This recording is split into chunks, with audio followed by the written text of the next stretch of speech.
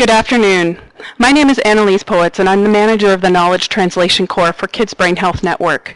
I'm joined by my colleague Evelyn Olton, Member Relations Officer for the Federation for the Humanities and Social Sciences, who will be providing assistance with the questions typed into the chat box. There is no teleconference option, so you must listen to the presentation on your computer speakers. If your computer audio doesn't work, type us a message in the chat box below and we'll try to assist you. Use this chat box to input any questions you might have throughout the presentations and during the discussion period at the end with Peter Severinsen and David Phipps. Please feel free to tweet throughout the webinar and afterwards using the hashtag #ImpactsReport, all lowercase. An evaluation survey will open automatically once the webinar has ended. The webinar will be recorded and posted on the Federation's YouTube channel. And now I'd like to turn it over to our facilitator, David Phipps. Thank you very much, Annalise. It's a pleasure to be here. I'd just like to start out by recognizing that Peter and I are on the traditional and unceded territories of the Algonquin, and we thank them for this moment. And I'd encourage everyone to be thinking about the traditional. David, you cut out. Okay. I would encourage everyone to be thinking about the traditional territories in which they find themselves today. I'm going to start out with introducing myself, and I'll let Peter introduce himself. And then we're going to walk through, we're going to have Peter make a presentation on the impacts report, and then we've got some questions to ask for you, the audience. We want to get your feedback on some of these materials. And then we're going to have time at the end, quite a lot of time for questions and answers. And as Annalise has indicated, please type your questions and answers into the chat box below. Posez les questions en français si vous voulez. So I'm going to start out. I am David Phipps. I am the Executive Director of Research and Innovation Services at York University. In that capacity, I have in my office the innovation portfolio, which includes not only commercialization, entrepreneurship, and industry liaison, but also the knowledge mobilization unit. I am the KT lead for Kids Brain Health Network, a national network of centers of excellence. And I was pleased to be a member of the advisory group for the Federation's Impact Report, and that's what we'll be talking about today. Peter, would you like to introduce yourself? Yes, hello. My name is Peter Severinsen. I'm the policy analyst here at the Federation for the Humanities and Social Sciences. And for the last couple of years, I have helped to lead the Impacts project here at the Federation. Thank you, Peter. So as a way of introducing the concept or the subject of research impacts, I'd like to talk a bit about the global perspective, because there are examples of systems of impact that are really around the world. One of the ones, the first of a real systematic attempt to capture the impacts of university research happened in the UK with the Research Excellence Framework 2014, or REF 2014. You'll see that on the slide on your screen. And that was a systematic way of collecting impacts of research beyond the academy. These were impacts on the economy, on society, on culture, on health, and on environments. And the REF has already gone into REF 2021. The guidelines for REF 2021 are out. To the right of REF 2014 is the standard evaluation protocol for the Netherlands. All Netherlands universities, it's a self-assessment, have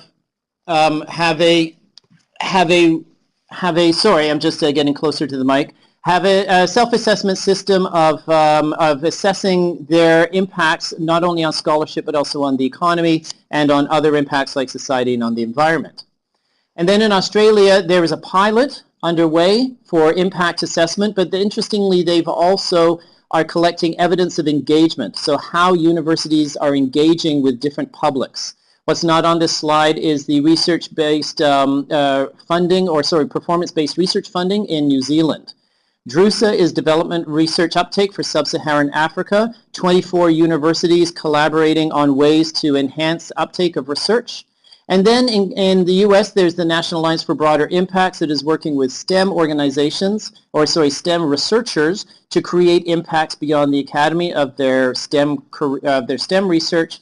And in Canada, we've got Research Impact Canada, a network of 14 Canadian universities plus one university in the UK, who are collaborating on ways to connect science to society to maximize the impacts of research. So the message here is that impact really is happening globally, and what the Federation has done is created a report to be able to look at impacts of the humanities and social sciences more specifically. So I'm going to turn this over to Peter now to be able to present the report, and then we'll go into some questions and answers. All right, we're just going to, we just switched the mics a little bit here, and hopefully we get a bit better performance. So hopefully that works, and let us know if anybody has any troubles. But I'll move ahead. We're here today to talk a little bit about impact assessment with a focus on the humanities and social sciences. I'll just start with a quick overview about what we're going to talk about today. We'll start a little bit about sort of the objectives of the Federation, sort of why it is we did the work that we did. Talk a little bit about the Canadian context for impact assessment, what's going on in Canada based on what we found in our research. And we're going to spend most of the time talking about the key findings and the recommendations from the Federation's report. So in case anyone is not familiar with the Federation for the Humanities and Social Sciences, we are a national nonprofit organization that represents some 90,000 scholars in the humanities and social sciences across the country. We're the organizers of the Congress for the Humanities and Social Sciences, which is the largest academic gathering, the largest annual academic gathering in the country. And we do advocacy work focusing on research in higher education. You can find out all kinds of other fun things about the organization on our website at ideasyday.ca. So I encourage you to check that out.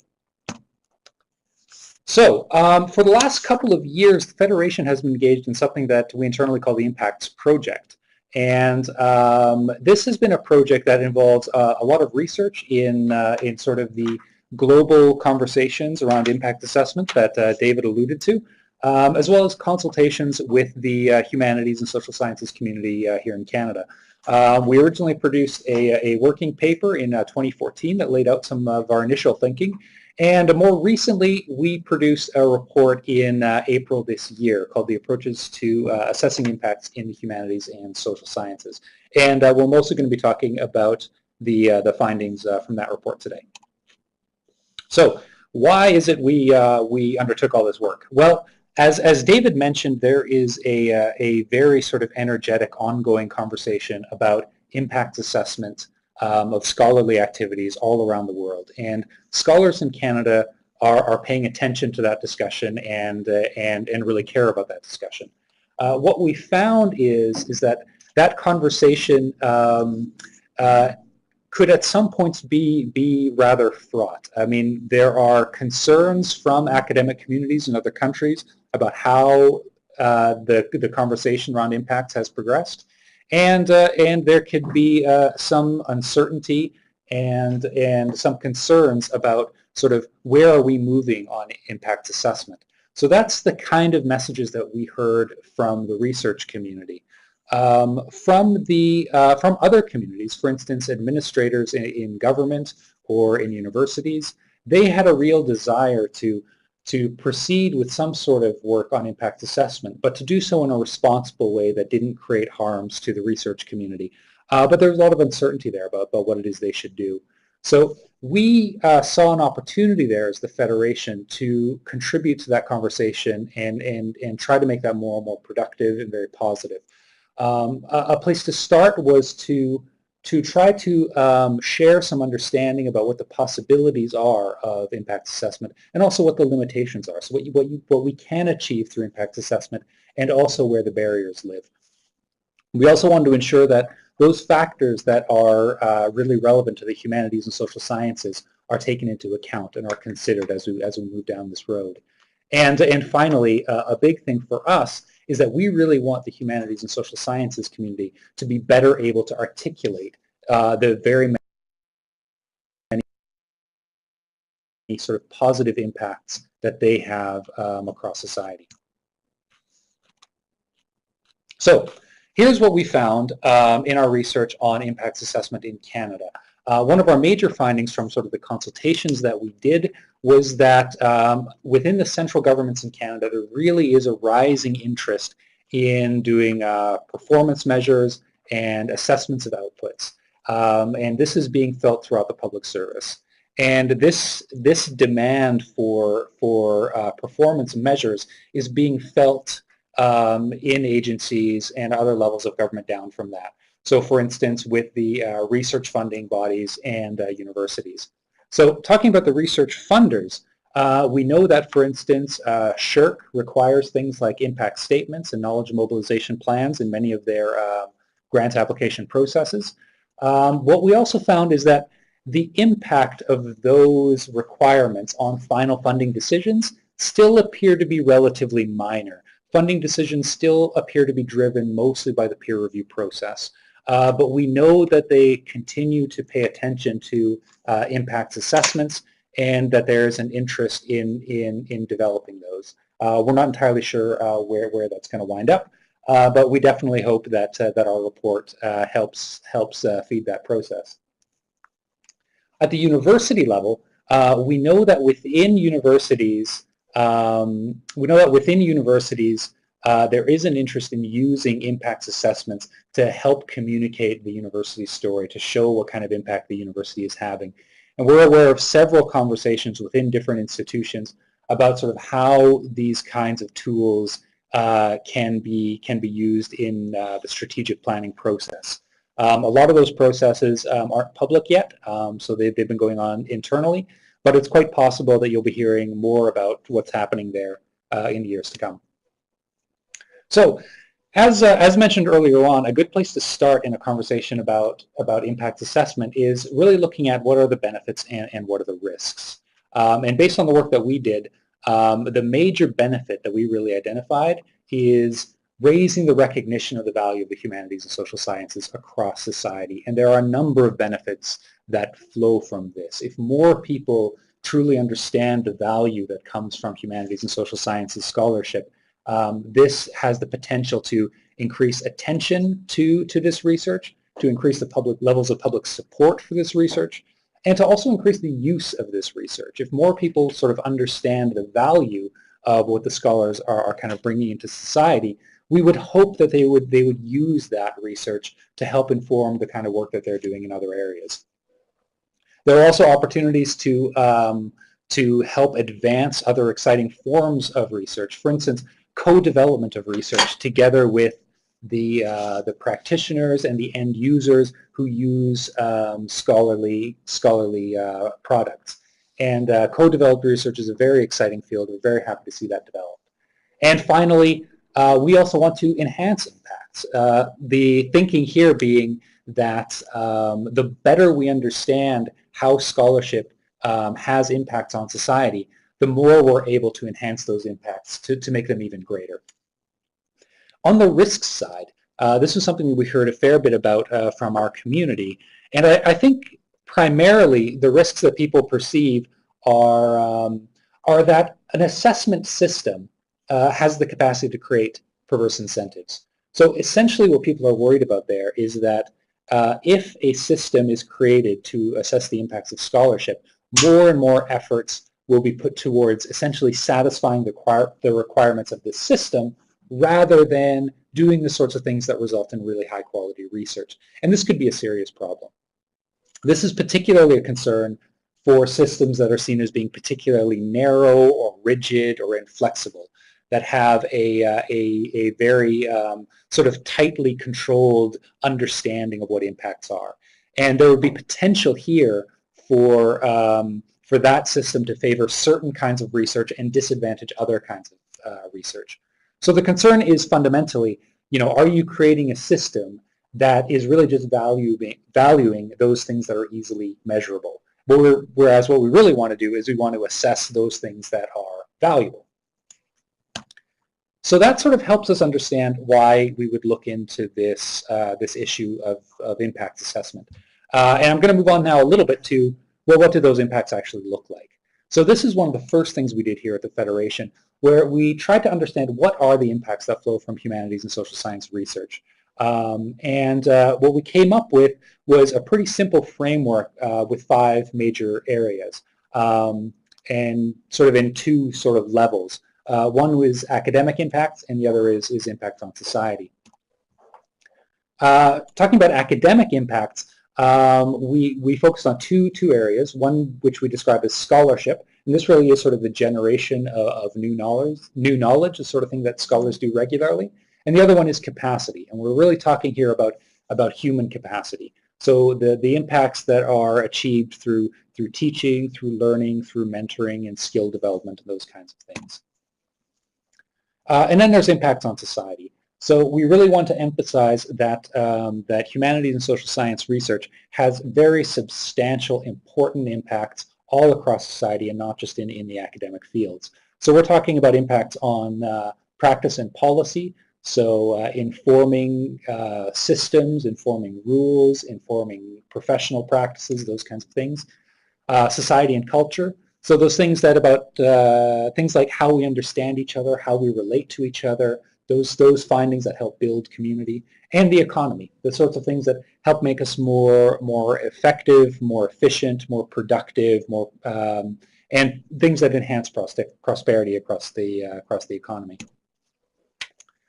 So one of the things we found through this work is this very, very important conclusion that the impacts that flow from the humanities and social sciences are quite diverse. They affect all kinds of different areas in many, many different ways. And this really influenced our approach a lot. And so we discovered that scholars are really facing vastly different realities in terms of impacts. They're creating different forms of impacts. There are different pathways to impacts, the ways impacts are achieved. And through all this difference, there'll be different kinds of opportunities to demonstrate impacts. And conversely, different barriers that might prevent different scholars from being able to assess their impacts. And what we have concluded fundamentally is that we need a pluralistic approach for assessing impacts. We need to account for impacts in its very many different forms, and any kind of assessment system that we use needs to have this kind of flexibility. So the key findings and the recommendations really flow from that central understanding about the complexity of impacts. And I'll just go through some of the key findings that are described in more detail in the report. First, there is no single indicator that can totally describe impact. No set of indicators has been identified at this point that we feel really captures all this complexity. Bibliometrics are, so that would be things like counting publications, counting citations. Those are the most used indicators right now, and we think that there are uses for that kind of thing, but it is also a limited tool. It doesn't do everything. So if you're only relying on bibliometrics, you're missing a big part of the picture. Finally, thirdly, it's not always possible to attribute impacts directly. So attribute them directly to an individual researcher or an individual piece of research. And this is because impacts can take a long time to occur. There can be a long time lag between when the research happened and when the impact happens. And the impacts can also be collaborative. They could be the result of cumulative efforts that build up over time where a consensus gradually emerges. And that really makes it difficult to attribute where that impact comes from. And a very important point is that impact is not just about scholars, it is very much about those non-academic partners, the practitioners out there in the world, the end users who use scholarly products in their work. And we really need to understand the pathways between the scholarship that happens and the impacts as they are seen by the people who use that knowledge, by the people who help develop that knowledge, and the people who are affected by that knowledge. So the approaches that we recommend, I think, link very clearly to those findings. First, we need to define impacts broadly. Impacts can mean many different things in different contexts. We need to use diverse and flexible sets of indicators, both qualitative indicators, quantitative indicators, and new indicators that frankly haven't been developed yet. I mean, we see this as an expanding field of study. Researchers should play a leading role in selecting which kinds of indicators are best suited towards the research that they're doing. And I think it's important that in many contexts, this really needs to be done in collaboration with the research partners that they're working with and the end users who are benefiting from the products of scholarship. We need to assess collective impacts. As mentioned, sometimes impacts are collective, they're cumulative. So in some instances, it might be better to assess the impacts of, say, a university or a research group or perhaps even a whole field of study. That might actually be a much more interesting question in some contexts than what is the impact of an individual researcher. And finally, Essentially, assessing impacts is difficult. It's a lot of work. It can be a complex undertaking, and there's real burdens to consider there. And we don't think it's appropriate necessarily for individual researchers to bear the entire burden of that work. And there really are important roles for universities and for government agencies to play to support the efforts that are required to assess impacts.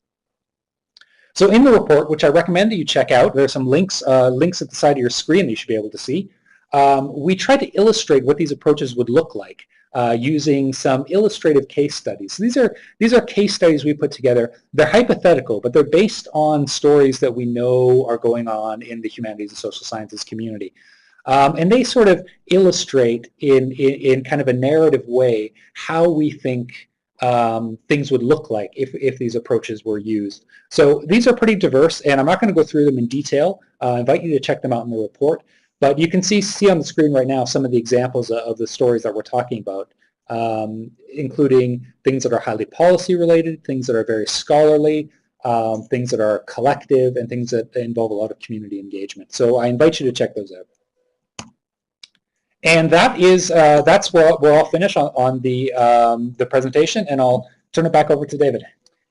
Great, thank you very much, Peter. And thank you to the 31 folks who are watching and listening today. We're going to be moving now into an opportunity to engage with you. But I'd like to first say that I am also the Network Director for Research Impact Canada, and it is in that capacity that I'm pleased to facilitate this webinar today.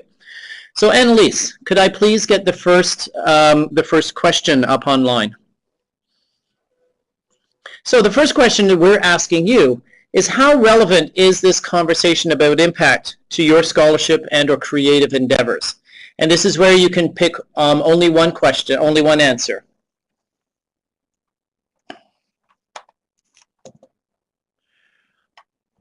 Okay, Annalise, if you could show the results, because they've disappeared from my screen. Thank you. And people are still voting. We'll give you another few seconds to vote.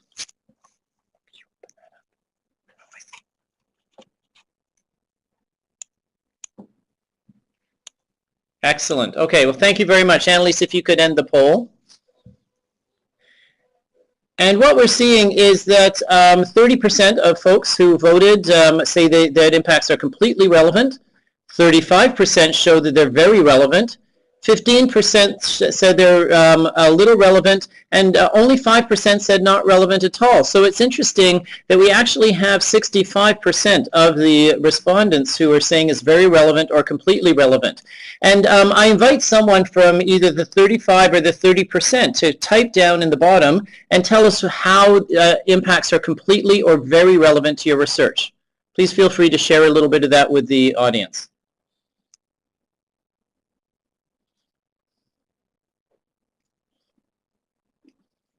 Okay, well, while we're waiting for someone to get enthusiastic about sharing how they're relevant, how I often see impacts coming up in our work is that in addition to scholarly and impacts on training, we're seeing impacts of research on social services and on public policies. In one example of a collaboration that we supported through the York's Knowledge Mobilization Unit, we were able to have a researcher, a student, and the Youth Emergency Shelter of Peterborough collaborate on understanding the clients of the shelter in Peterborough and develop co-developing a life skills mentoring program that actually built capacity of the students and reduced their resource utilization. They didn't need as many nights of a head in a bed to be able to get stabilized and go back out into community. So that's one example of how social sciences, it was from the Faculty of Education at York University, collaborated with a community partner to have an impact on not only the shelter but the lives of citizens. I invite anyone else who wishes to type in the chat box below to share an example of how impacts are relevant to your scholarship or creative activities. And while we're doing that, Peter, in your report, you talked about the hypothetical case studies, but those hypothetical case studies had some elements of, were grounded in lived experience. Can you share a little bit more about how you talked to the community and found out some of these stories? Yeah, absolutely. So one of the things we did is we engaged our community of humanities and social science researchers in a couple of different ways. We gathered an advisory group to help us through the process. We also did workshops at some of our events where we got people to share their perspectives and their experiences. And then we followed up with some of the people that we consider to be sort of leaders in this area who had worked extensively on these issues to sort of better understand where the conversation is sitting. And we definitely heard a lot of different perspectives on impacts that kind of reflect kind of what we're seeing in this poll in front of us right now. And I think that within the academic community there is a growing kind of understanding of the importance of impacts assessment and the need to do it. And in some cases, people still really struggle with that concept about why this applies to them, and sort of some very valid questions about how is this going to affect my work, how are we going to do it. And we tried to reflect that in the case studies that we put together. So, we're talking, in the sort of the imaginary protagonists that we put together, who are all kind of based on sort of the kinds of things we heard. There are some people who are quite confident and energetic, enthusiastic to get to work on this stuff, and are eager to sort of experiment and explore new ideas. And other people who are more reluctant, who are sort of being asked to do this stuff and are sort of struggling through the process. So we're kind of hoping that as people read through those case studies, they will see there'll be a few things there where you kind of see your own experience reflected, and hopefully, show a path forward, show what the future might look like. Excellent, thank you. Antonio has shared that Antonio works on community-based research and positive impact assessment, and it leads to further funding. So it's interesting that by demonstrating impact can actually lead to further funding, especially from foundations, many of whom are impact-oriented. John Simpson has indicated that it's relevant to his work, that he's interested in following the media as a channel for connecting researchers across different fields. And interestingly says only by assessing impacts can we improve them reliably. And that's really interesting. If we want to have impacts, we need to assess them so that we can understand this and then improve both our ability to create and to assess impacts. Thank you, John, who's also written, given the competition for people's attention from other sources, we need to be aware and proactive. And especially, as Antonio has said, if your funder is expecting impacts, then this is something that is incumbent upon us to be able to support and deliver upon. And Gordon has shared being able to tell effective stories about impact is essential to winning and maintaining public and government support. And I would suggest that's not just government funding support, but support for your efforts by the public and the government. And it's inspiring students. So Annalise, if we could go to the next poll, please. Thank you all for your contributions. And Laurie has also provided some contributions, and Sandra is typing. So our second question, who is asking for details about impacts? And if you would check in, and I believe this is a check all that may apply, and just let us know who is asking you for these impacts. I'm really interested in the outcome of this one. This is one of those questions that we try to ask regularly. One of the findings that we did have about the conversation about impacts assessment in Canada is that it's not as centralized and as obvious as it is in some other countries. It's a bit more diffuse. These conversations are happening in a couple different areas. So questions like this and hearing your experiences about where you're encountering this stuff, this is very valuable for us. So thank you. Annalise, if you could close the poll. What I find interesting, and it reflects in the previous question because a minority of folks said that impacts are not relevant, a minority of folks saying no one's asking for impact. So we're seeing a good correlation between impact is important and here are the people that are asking for it. And so we're seeing a lot of government agencies and university administrators are asking for impact, followed by non-academic partners and deans and faculty leaders. So Peter, does this line up with what you have been seeing in your research as you've been looking at impact? Yeah, it does in some ways. I mean, definitely government agencies and university administration, that's what we expect to see, and I had a few points in the presentation about what we'd heard from them. It's very interesting to see deans and faculty leaders being a really significant part of that.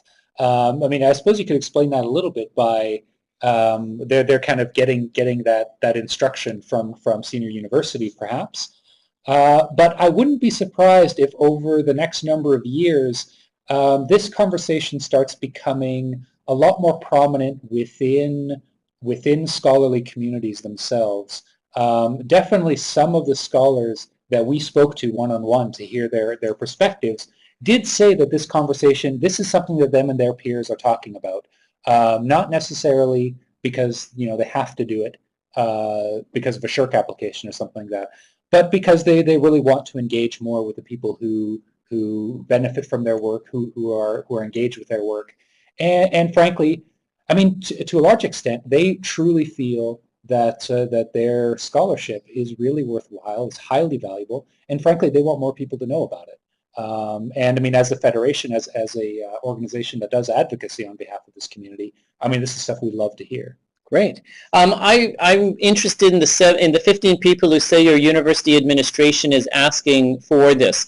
Could you, one or two of you, type in the chat box and tell us under what context is this? Is this for communications? Is this for reporting? What's the nature of the requests coming from university administration? Thank you, Gordon. And thank you, John, for typing. I'll give you a little moment just to get your thoughts out.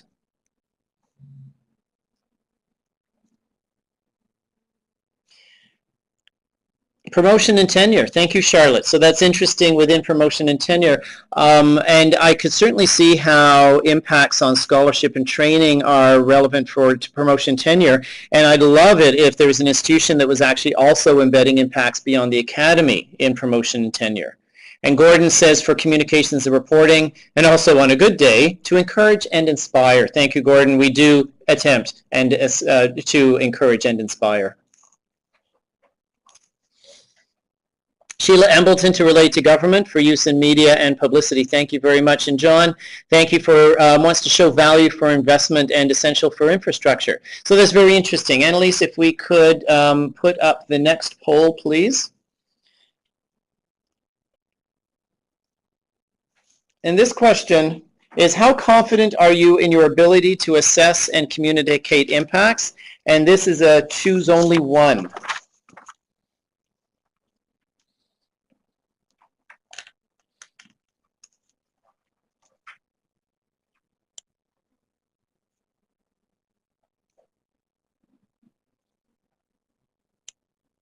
Okay, we'll give it a few more seconds just so others can vote. Yeah.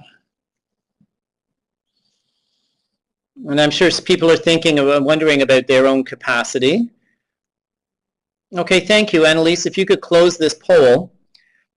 So on either end of the spectrum, only one person is not at all confident, but nobody is completely confident in assessing impacts, and the majority lie in a little confident and somewhat confident. So I'm going to tell you a little bit about assessing impacts just quickly based on the research that underwent in the Research Excellence Framework in the UK.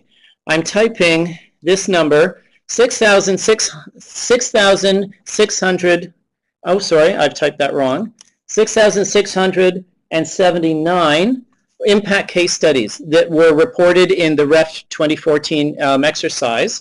Sorry, 6,679 impact case studies and 3,709 different impact pathways. There were 6,679 impact case studies and 3,709 ways to get there. That's a phenomenal diversity of pathways to impact. And it's not surprising that with that diversity, it's actually a bit overwhelming to think that we're completely or even very confident in how to assess that diversity of impacts. Peter, any comments on this poll and what that might say to not only the HSS community, but then what are the opportunities for the Federation and for funders to be able to support this work? Yeah, I think these results are not surprising at all. I think there are very few people in the community that are completely confident about assessing impacts. One thing I really hope that the community gets out of the Federation's report is that this job should not fall completely on the research community. This is difficult stuff. David, I think really described well the diversity that we're dealing with here, and so there are lots of jobs to go around to do this job well. Within the associations, I do think there are roles for researchers and for research communities to help develop those indicators that are most appropriate for their work. You know your research better than anybody, and you must be part of choosing which kind of indicators are appropriate for that research. But in terms of the work, the burden that comes into to doing that, I think there's a huge role to play for universities and for funding agencies to support that work. These are priorities for them, and I think it's fair to ask that they provide supports for that. Thank you very much. We're about to open our last poll, so I would encourage all of the participants to be thinking about the questions that you would like to ask, because after the next poll we're going to be going on to Q&A, and you'll be able to type your questions in English en français in the menu bar, and we'll be happy to answer. So Annalise, if I could get you to open up the fourth and final poll.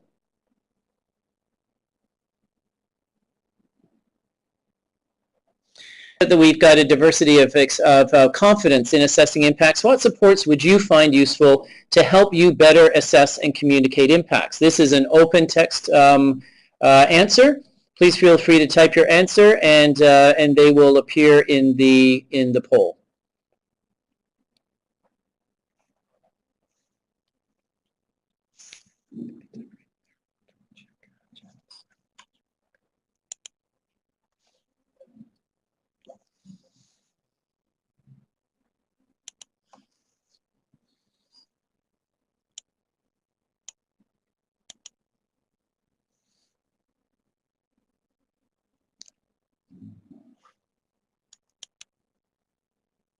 So this is very interesting. We're getting a number of answers coming up, 5 of them so far. And if you click on the answer box, at least I have, and they've expanded on my screen. And the 5 that we're getting is a database of impact pathways, a better understanding of the mechanisms that underlie impact, social media training, a very clear criteria provided by agencies and funders, open to critique and adjustments, absolutely very important. We're seeing indicators not just of, not just of providing information, but also of users' uptake. Individual faculty members need training to do this, so we're seeing a couple of instances of where we're looking for training, whether it's generally on impacts, on impact mechanisms, or on specific areas like social media training. And we're also looking at inter- and multidisciplinary collaborations and networks where some of these impacts lie, or when some of these impacts are manifest. So Peter, any thoughts on some of these needs that are being expressed by your community? Yeah, I see some really useful stuff here, and these are the kinds of things that we heard throughout our work. I think that this sends a really clear message to really anybody who's looking at how to employ impacts assessments in decision making that affects sort of the academic world, that there is sort of a desire among the academic community to try to do this job really well, to just try to do a quality job if we're going to be doing this stuff, and to be responsive to their needs and to the realities of their research experience. I think of the comment on, we need clear guidance from the funding agencies, for instance, on what they want, but we also want the funding agencies to listen to us and to take into account our experience and our expertise. I think that's a tremendously useful piece of input there. And the other thing I think this shows is that this world about how we assess impacts, this is a developing field. Like, nobody has the definitive answers about how to do this yet. And I think it really is going to require input from the academic community as we develop these methods. So I'd like to, thank you, Peter. I'd like to just, before we go to Q&A, just draw your attention to one of these, which says indicators not just of providing information to users, but also of users' uptake and downstream outcomes. And that's really where the impact assessment comes in, is it's not just about the dissemination metrics, your social media analytics or your citations of your papers, but how have you worked with end users to be able to help them take up that research and then implement that into policies, products, and services. And just a shout out to the one close to my heart is knowledge mobilization staff to help researchers do this. Thank you very much. I do personally believe that every university needs a knowledge mobilization unit, just as they have a tech transfer unit on the STEM side of the house. So I'm going to close. Oh, Annalise, I want you to be able to make sure that you've captured these 12, and whether that's a screenshot or you've got these data, because this will be very useful for the Federation in moving forward as they consider impacts, actually getting this feedback of what types of supports the community is asking for. Yeah, we're definitely interested in doing more events like this where we can connect directly with our members and with other members of the community. And this is great inspiration for ideas about the kinds of things that the Federation can do to contribute to these conversations, for sure. Thank you, Peter. And now I'm happy to open up the chat box to you, to the participants, to be able to type in your questions. And I'll moderate them with Peter, and we'll see what answers we can either provide or seek answers also from the participants, because it's clear that we are not the only ones that have expertise in impacts. Many of you on the webinar also feel they are have a great confidence in assessing impacts. Maybe while we're waiting for a few questions, I do want to do a quick shout out to all the people who are working on advancing this field in Canada right now. And in the time we've spent working on this project, we really have seen some great examples. I mean, David, you and your shop, for instance, doing some tremendously important work. Actually, right now, today in Ottawa, there is a meeting of people engaged in campus and community engagement, which is a very important part of the impacts picture. I know I see that in the group right now. We have Janet Halliwell joining us. Janet was one of the advisors on the Federation's report and is currently continuing work on impact assessment through the CASRAE organization. And I encourage you to reach out to myself or to Janet if you're interested in supporting that project or learning more about it as it develops. Okay, so Lori's got a question. Lori asks, what are some strategies used to deal with the attribution issue? That's a really good question. I think one thing is we need more people to recognize the attribution issue. We need people to recognize that that impacts don't just happen, between one funding cycle and the next. There's a role here for the Federation to play, I think. When we are talking to senior levels of government, we could probably do more to describe the historic impacts that have happened, impacts that have been felt, that are being felt now, that are results of research that occurred a long time ago, and to help spread that awareness. I also think that there are possibilities, particularly I think on the university side, to explore those collective impacts. Like, what are the impacts of an institution? Like, if you were to look back at your university for the past 10, 20 years, what would you say were the grandest impacts? And to really tell that story as a collective effort, rather than overly narrowly focusing this down on each individual researcher needing to account for their efforts. I think that's a very important discussion. So Lori, one strategy to deal with the attribution issue that I've learned comes from the work of Annette Boaz, B-O-A-Z. She is at King's College London, and she did a report in 2012, I think that was the year, that talked about attribution. And she had a very interesting 2 lines in that entire report that said your method of research may actually affect your considerations of attribution. For example, where there's co-produced research, so where academics and non-academics are working together, you can actually have an impact on the beliefs, the behaviors, the attitudes of the research partners even before the project has ended. And so in some cases, co-production, the question of attribution is almost moot. When I talked to Walter Johnson from the Youth Emergency Shelter Peterborough, that example I told earlier, when I say to him, would this have happened if not for the research collaboration, he said absolutely not. In his mind, it was 100% attributed to the research. Now, other things went along the way to bring it to fruition. But just to be thinking, Laurie, that, that co-production or collaboration is one way to be able to minimize the issues of attribution. So Sandra asks, or makes a comment, impact on scholarship and training is something all disciplines produce. The path from research to innovation, hang on, my screen is going down, is not straightforward, does not involve only research. What research exists that can help us understand the complexity of these mechanisms? So I'll just start out by talking. There is a body of scholarship that underpins research impact. Some of it comes. There's a journal that's the journal Evidence and Policy has a lot of writing about the evidence use and its impacts. Also, the journal Research Evaluation is another source where you can look at the scholarship of this. And I would highly recommend to anyone the work of Sandra Nutley, N-U-T-L-E-Y. She has just retired from St. Andrews University, where she set up the Research Unit for Research Utilization. She studies how research gets used in decision making. And so any of her work would be very valuable in looking at these mechanisms that underpin impact. So it is important for us to recognize that there is a body of scholarship very robust in health for knowledge translation, but a good body of scholarship in international development, in agriculture that they call extension, and also growing in social sciences, particularly in education. Neil asks, small universities often lack resources for funding to facilitate such initiatives. Could the Federation coordinate opportunities for collaboration? That's an awfully interesting question. So I think there are some possibilities for what the Federation can do.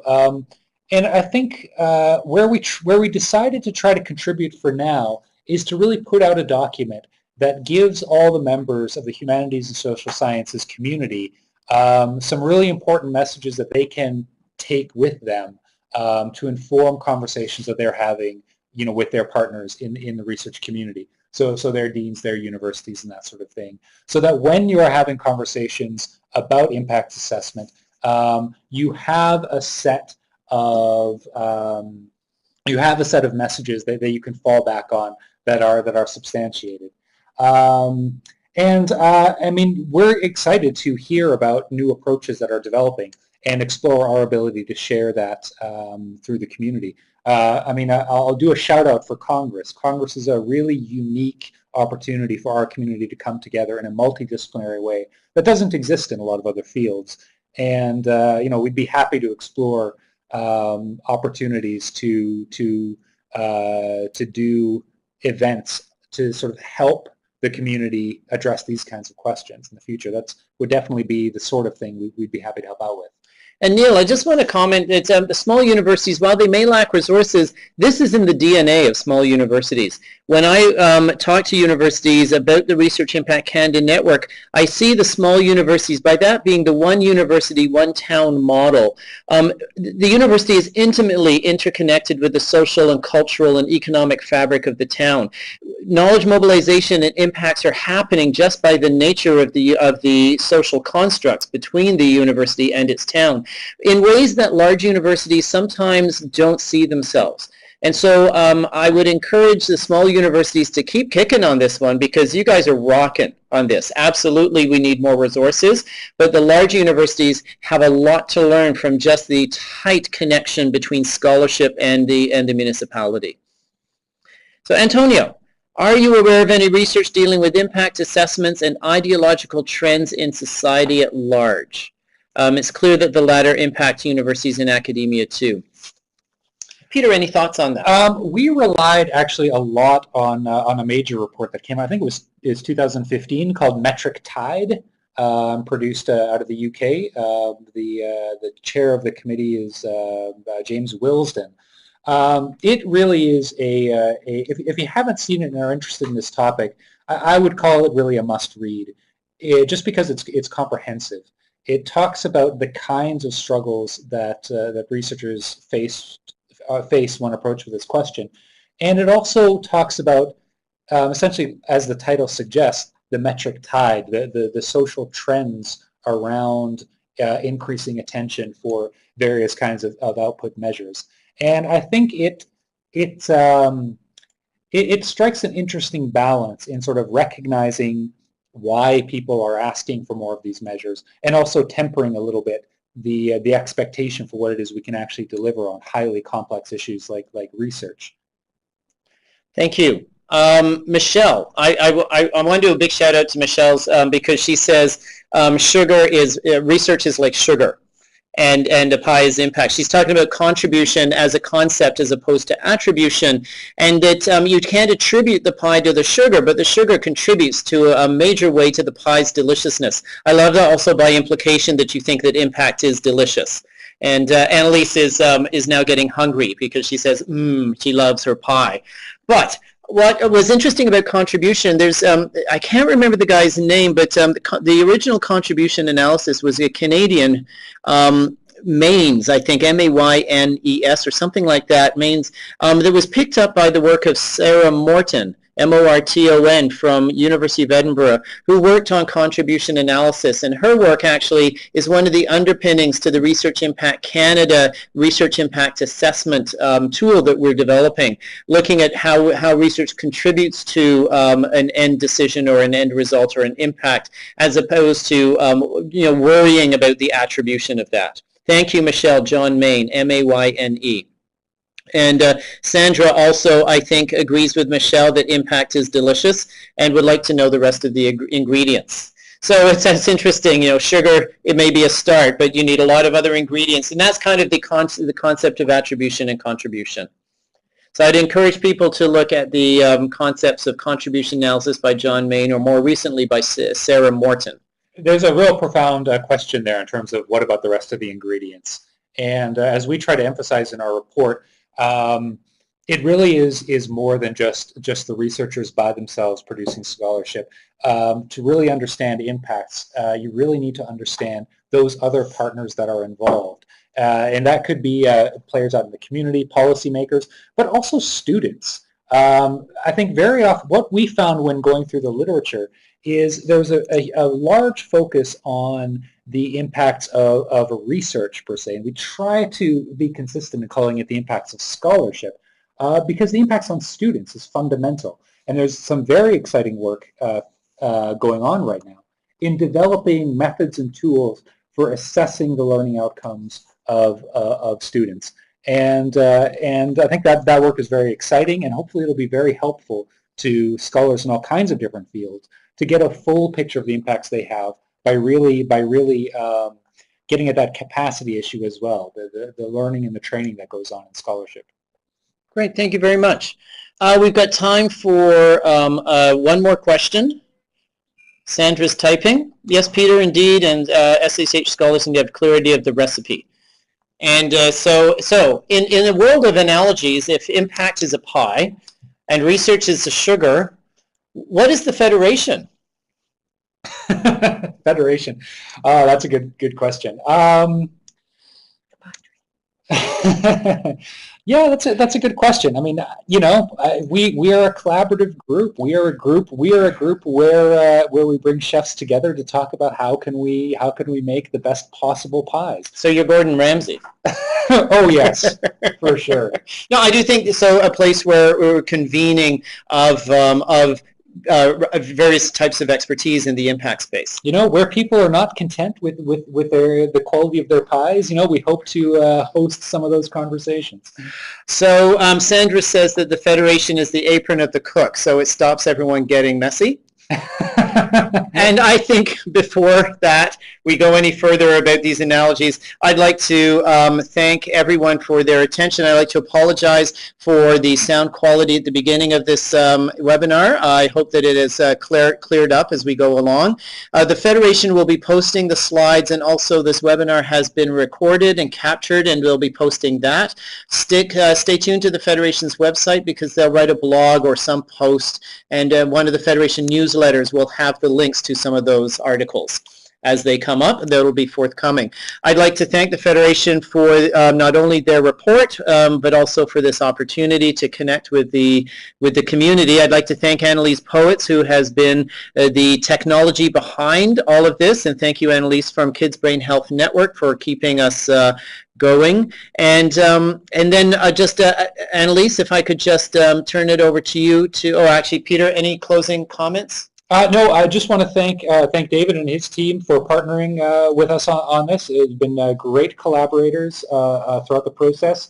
And everyone who has joined us, thank you for participating. And please do check back on the Federation's website. We are planning on doing more webinars on different topics. And please check out social media. Share us, help us promote. That'd be a big help.